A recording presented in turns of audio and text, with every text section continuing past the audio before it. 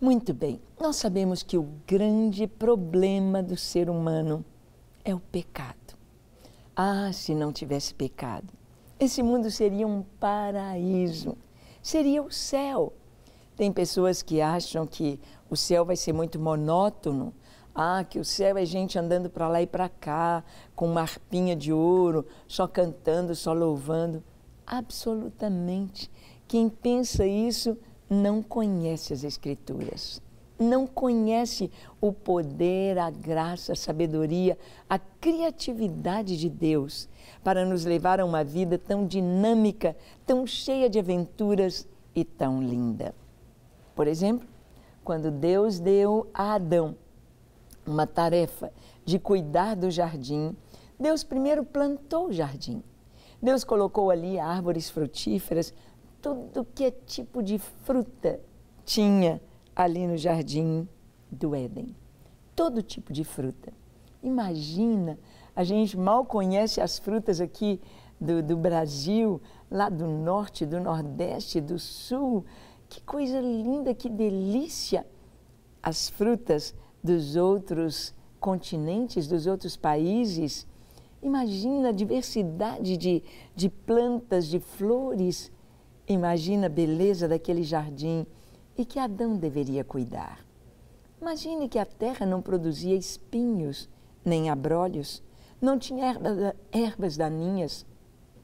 E tudo que se plantava produzia com abundância. Não havia, podemos dizer, vírus, bactérias, moscas nocivas, picadas.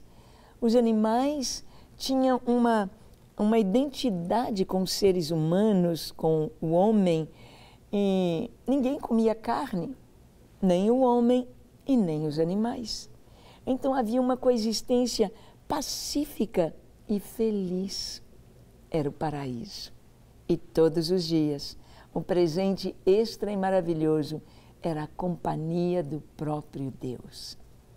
Todos os dias, Deus mesmo vinha, se assentava com Adão e Eva e conversava, e mostrava, e revelava. E o homem usava a sua capacidade, a sua inteligência. Ele era puro, ele era santo, ele era perfeito, ele era capaz. Ele era a imagem e semelhança de Deus. Nós podemos imaginar um pouquinho o que seria um mundo sem o pecado. Olha, hoje quando andamos pelas ruas, nós vemos as casas protegidas com cercas elétricas, com aqueles arames cortantes. Nós vemos, e mesmo países onde há tanta segurança, onde não há tantos assaltos, mas há um aparato de segurança, porque continua havendo assalto, continua havendo homicídios, continua havendo o pecado. Infelizmente, não temos uma sequer cidade no mundo, uma só, onde não haja pecado, onde não haja assalto, morte, adultério, em todo lugar.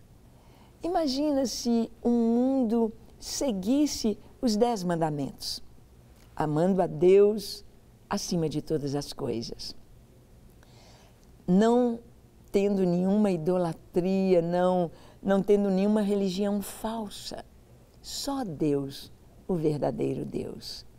Imagina os homens, as pessoas tendo sinceridade no seu culto ao Senhor, não tomando o seu nome em vão e tendo um dia de descanso por semana para descansar e para adorar o Senhor. Imagina que todos honrassem seus pais, não houvessem filhos desobedientes, filhos que haveriam de sofrer com a sua desobediência aos seus pais. Imagine se ninguém matasse, ninguém adulterasse, ninguém roubasse, ninguém mentisse e ninguém cobiçasse ou tivesse inveja. Ah, esse mundo seria um paraíso. Imagina que delícia! Total segurança. Ninguém mata ninguém, não tem guerra.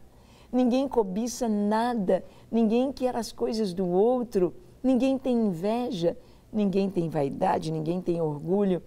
não ter o pecado significa um paraíso. Pode-se viver assim, com aventuras, com alegria? Claro que sim.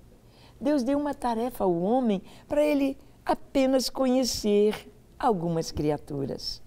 Deus disse ao homem: você vai colocar nome nos animais. E Adão colocou nome nos animais. Um conhecimento de zoologia, isso aí não é pouca coisa, é muito. Mas o pecado entrou na história da raça humana, quando Adão e Eva escolheram desobedecer a Deus, porque os seres humanos têm livre-arbítrio. Deus quer ser adorado, não porque Ele precise, mas porque nós precisamos conhecê-lo, para que toda a criação, sendo protegida por Ele, esteja perto dEle.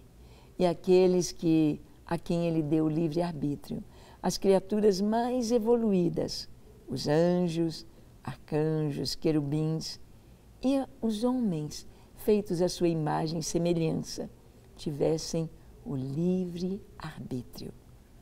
A possibilidade de escolher se queriam Deus ou não. E então, nós sabemos que, escolhendo Deus, podemos escolher essa vida abundante que há em Jesus.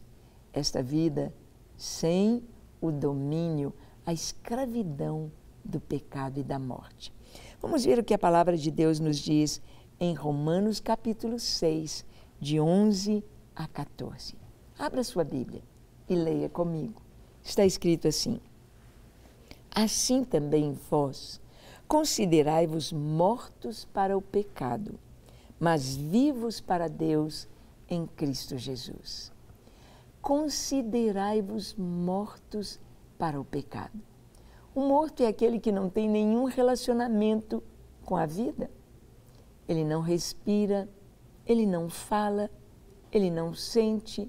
Se você explodir o corpo de um morto, não há dor, não há sensibilidade. Se você colocar comida na boca de um morto, ele não vai comer, ele não vai sentir o sabor, ele não vai mastigar, ele não mexe, ele não come, ele não tem relacionamento com a vida, está morto. Assim, o Senhor está nos dizendo que deveremos nos considerar mortos para o pecado.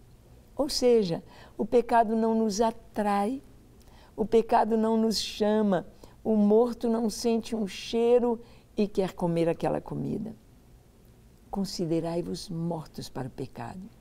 O pecado vem com todo o seu brilho, com toda a sua falsidade, com todo o seu glamour para tentar atrair o povo de Deus, mas ele não consegue. Uma pessoa que é viciada em bebida alcoólica, por exemplo, ela não aguenta passar na frente de um bar. Ela não aguenta ver uma garrafa de cerveja ou de bebida alcoólica sem tomar ou sem sentir o desejo de beber.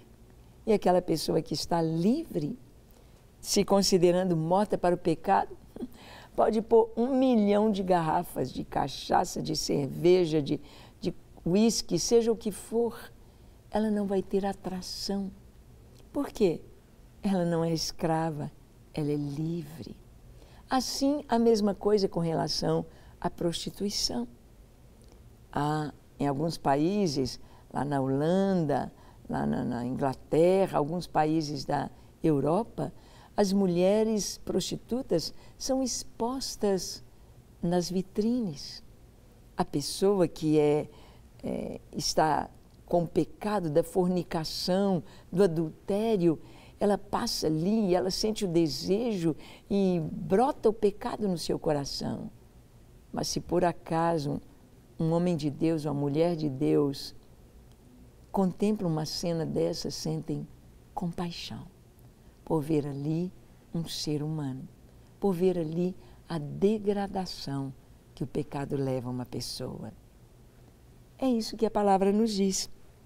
Paulo continua dizendo: não reine, portanto, o pecado em vosso corpo mortal, de maneira que obedeçais às suas paixões. Nem ofereçais cada um os membros do seu corpo ao pecado, como instrumentos de iniquidade, mas oferecei-vos a Deus, como ressurretos dentre os mortos, e os vossos membros a Deus, como instrumentos de justiça. Paulo, então, está dizendo que o pecado não reinará no nosso corpo, para obedecermos às suas paixões. O pecado, ele oprime. A pessoa viciada, ela sabe que está errada, ela sabe que está fazendo algo ruim, ela sabe que está destruindo o seu próprio corpo. A pessoa que fuma sabe que está fazendo mal para o seu corpo. A pessoa que bebe, a pessoa que se droga, a pessoa que se prostitui, a pessoa que está em perversões sexuais, ela sabe que está se matando. Ela sabe disso, mas ela não consegue se livrar. Ela é prisioneira do pecado. E Paulo termina dizendo, porque o pecado não terá domínio sobre vós, pois não estáis debaixo da lei, e sim da graça. O apóstolo Paulo está dizendo que o pecado não terá domínio sobre nós. Portanto, considerai-vos mortos para o pecado. Como é que eu vou poder ter uma vida santa, uma vida pura, no meio de tanto pecado? Diante dos nossos olhos, dos nossos ouvidos, da nossa mente, do nosso coração. Como viver uma vida pura, uma vida santa, uma vida sem pecado nesta geração, em que você tropeça no pecado. Mal sai da sua casa, abre os olhos, você já vê outdoors e bancas de revista e pecado, pecado, pecado. Você liga a televisão, ao passar de um canal para o outro, você quer buscar apenas as coisas de Deus, mas o pecado já está ali. Como ficar livre? Como evitar? Você deve alimentar-se da palavra de Deus, alimentar-se da presença de Deus, alimentar-se do Espírito Santo, das Escrituras. Aquilo que enche o nosso coração, a Bíblia diz, a boca fala do que está cheio o coração. Encha-se da palavra de Deus, da presença de Deus, em oração, em adoração, na leitura da palavra. Alimente-se de coisas boas e você estará vivendo esta realidade. O Espírito Santo em sua vida, trazendo santidade. Vamos orar? Feche seus olhos, curve a sua fronte, se for possível, se ajoelhe. Ore comigo dizendo assim, Senhor, eu quero a Tua presença, eu quero viver uma vida de santidade e de pureza, eu quero experimentar a realidade da Tua palavra, estando morto para o pecado, insensível para as coisas deste mundo. Por isso eu te peço, enche-me do Teu Espírito Santo. Lava-me completamente, purifica-me de toda iniquidade, de todo pecado e me dê uma vida nova, um novo coração. Um coração que te ama, te busca acima de todas as coisas.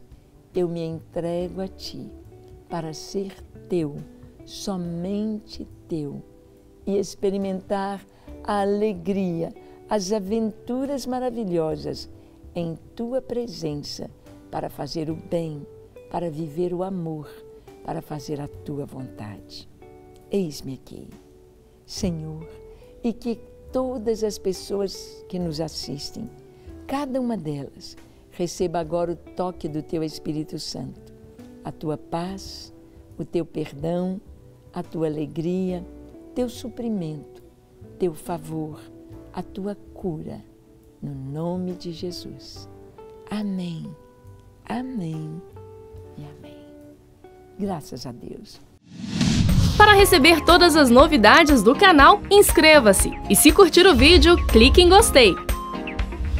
Aproveite para acompanhar a Rede Super nas redes sociais.